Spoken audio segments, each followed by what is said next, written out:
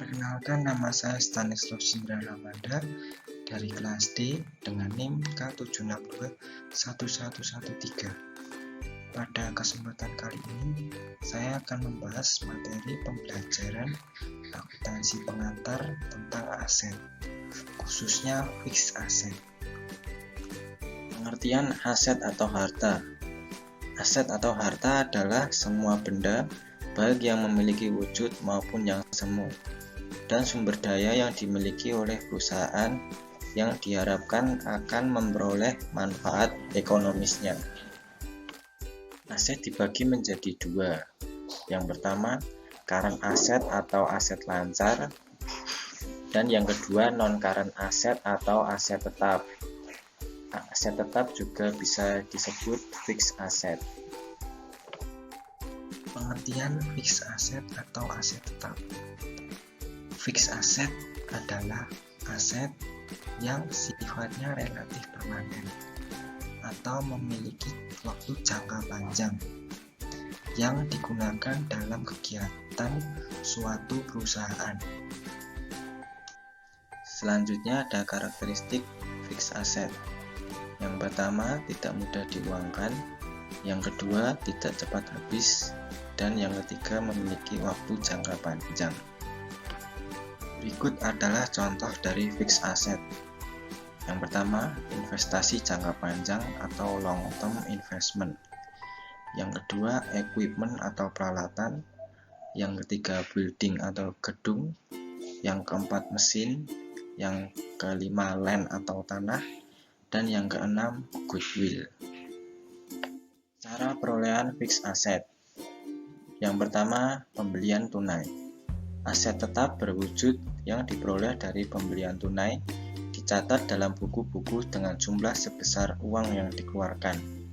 Dalam jumlah yang dikeluarkan untuk memperoleh aset tetap, termasuk harga waktu dan semua biaya yang dikeluarkan, agar aset tetap tersebut siap untuk dipakai, seperti biaya angkut, premi asuransi dalam perjalanan, biaya balik nama, biaya pemasangan, dan biaya percobaan. Semua biaya-biaya di atas dikapitalisasi sebagai harga perolehan aset tetap. Yang kedua, pembelian secara lamsam atau gabungan.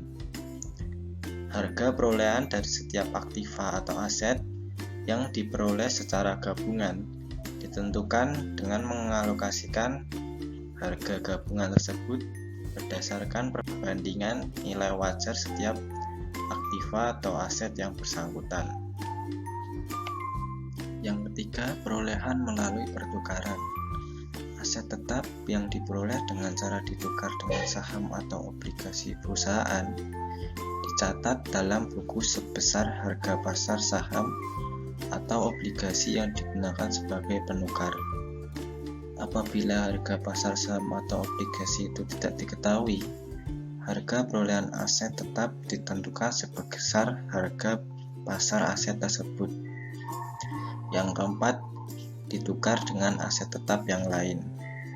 Banyak pembelian aset tetap dilakukan dengan cara tukar-menukar, atau sering disebut tukar tambah, di mana aset lama digunakan untuk membayar harga aset baru, baik seluruhnya atau sebagian, dan kekurangannya dibayar tunai. Yang kelima, pembelian angsuran. Apabila aktiva tetap diperoleh dari pembelian angsuran, maka dalam harga perolehan aktiva tetap tidak boleh termasuk bunga. Bunga selama masa angsuran baik jelas-jelas dinyatakan maupun yang tidak dinyatakan tersendiri harus dikeluarkan dari harga perolehan dan dibebankan sebagai biaya bunga. Yang keenam, aset tetap yang didapat dari hadiah dan donasi. Pencatatannya bisa dilakukan menyimpang dari prinsip harga perolehan. Untuk menerima hadiah, mungkin dikeluarkan biaya, tetapi biaya-biaya tersebut jauh lebih kecil dari nilai aset tetap yang diterima. Yang ketujuh, aktiva tetap yang dibuat sendiri. Perusahaan mungkin membuat sendiri aktiva tetap yang diperlakukan seperti gedung, alat-alat, dan perabot. Pembuatan Aktiva ini biasanya dengan tujuan untuk mengisi kapasitas atau pegawai yang masih idle. Sekian video pembelajaran yang dapat saya sampaikan. Semoga menambah ilmu teman-teman sekalian. Kurang lebihnya saya mohon maaf.